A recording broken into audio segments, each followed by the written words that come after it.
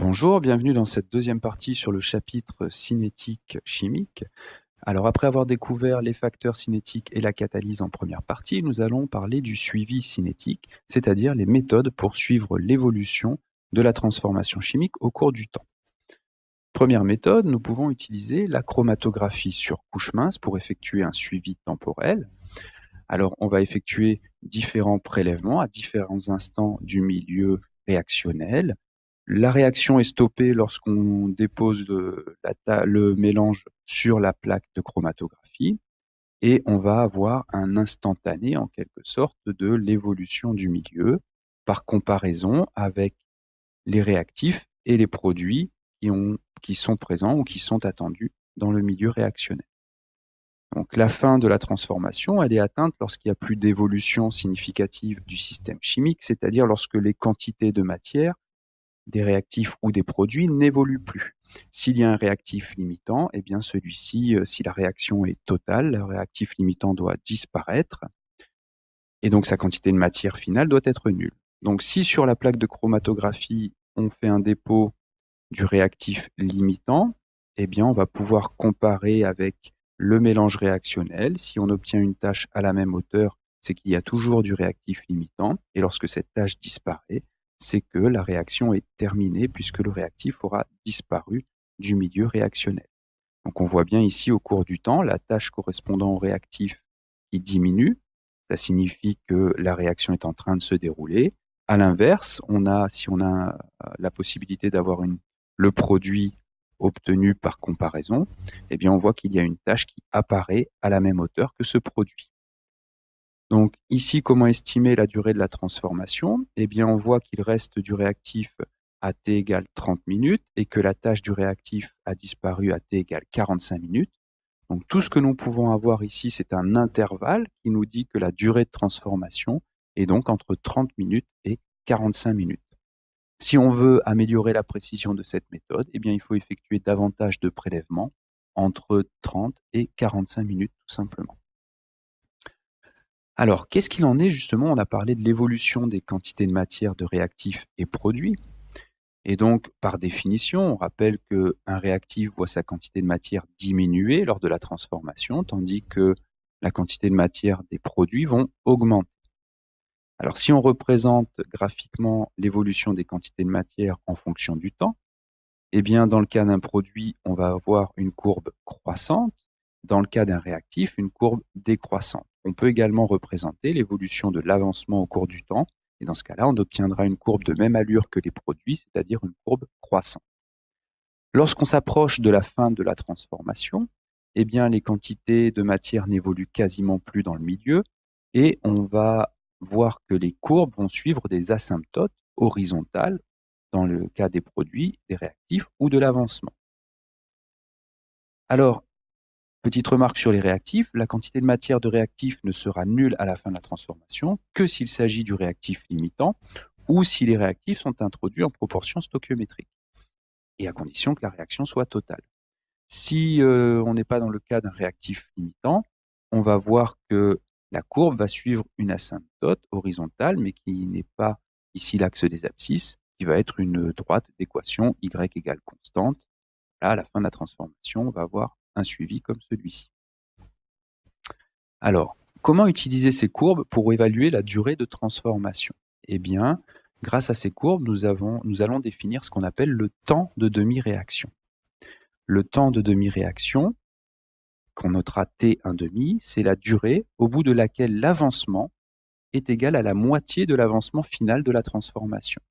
C'est-à-dire que l'avancement à T1,5 est égal à XF, avancement final, divisé par 2. Donc, ce temps de demi-réaction, on va le déterminer par lecture graphique. Ici, vous avez l'exemple d'une courbe d'avancement en fonction du temps. Donc, on voit bien ici l'asymptote horizontale que suit la courbe à la fin de la transformation. Donc, on va tracer cette asymptote pour faire une lecture, tout d'abord, de l'avancement final.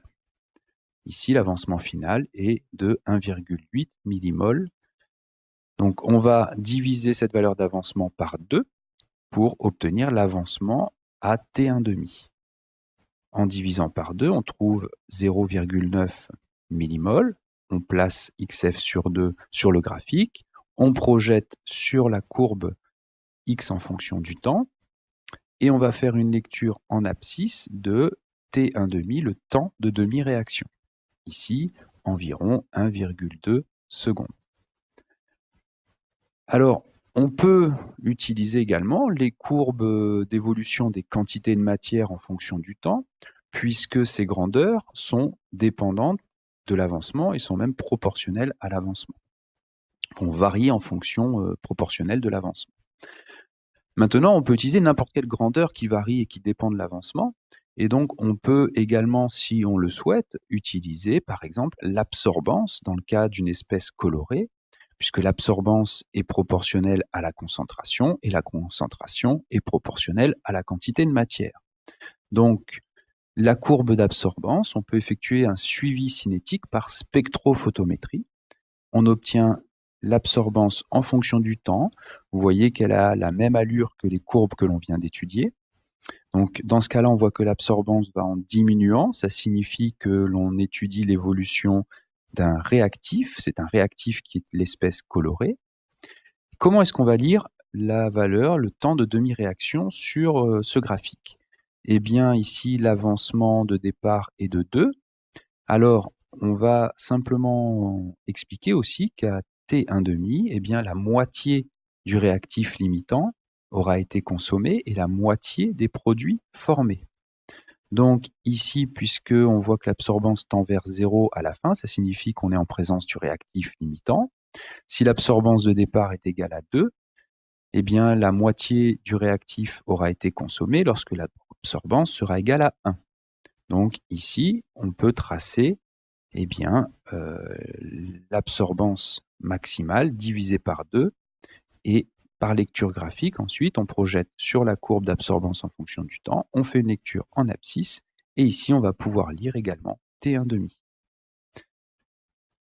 À quoi va nous servir le temps de demi-réaction? Eh bien, il va nous permettre d'estimer également la durée de transformation. Donc, on peut estimer que la durée d'une réaction chimique, c'est environ 7 fois le temps de demi-réaction. Donc, c'est une valeur qui varie en fonction des livres. Parfois, vous trouverez 5 fois, parfois 10 fois, ou entre 5 et 10 fois. Bon, une bonne estimation, c'est multiplier T1,5 par 7 pour avoir la durée de réaction. Un exemple ici, on avait mesuré environ 1,2 secondes. Si on multiplie par 7, ça fait 8,5, 8,4 secondes, donc 8 secondes et demie. Si on se place à 8,5 secondes, on voit ici que la courbe est très proche de l'asymptote finale et donc effectivement les quantités de matière ne vont plus beaucoup évoluer. De la même manière pour l'absorbance ici, si on a une estimation à peu près à 150-160 secondes, on multiplie par 7, ça fait environ 950, à peu près 1000. Un peu plus de 1000. Donc ici, si on se place à un peu plus de 1000, 200, 400, 600, 800, 1000, on voit pareillement qu'on est très proche de l'axe des abscisses de l'asymptote finale, ici.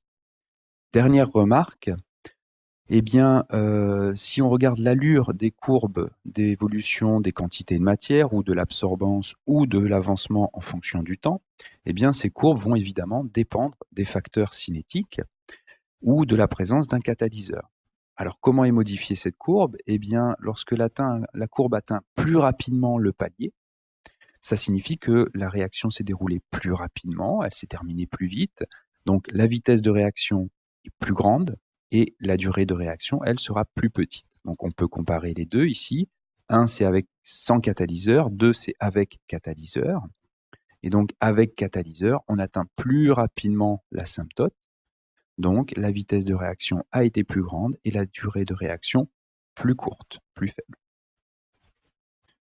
Une remarque par rapport à ce qui avait été dit en début de chapitre sur les facteurs cinétiques et la catalyse. Vous voyez qu'on ne modifie pas l'état final de la transformation. Voilà, l'état final, que l'on soit avec ou sans catalyseur, on va obtenir la même quantité de matière ici d'ester dans ce cas-là. Ce qu'on a modifié, c'est uniquement la vitesse de la réaction.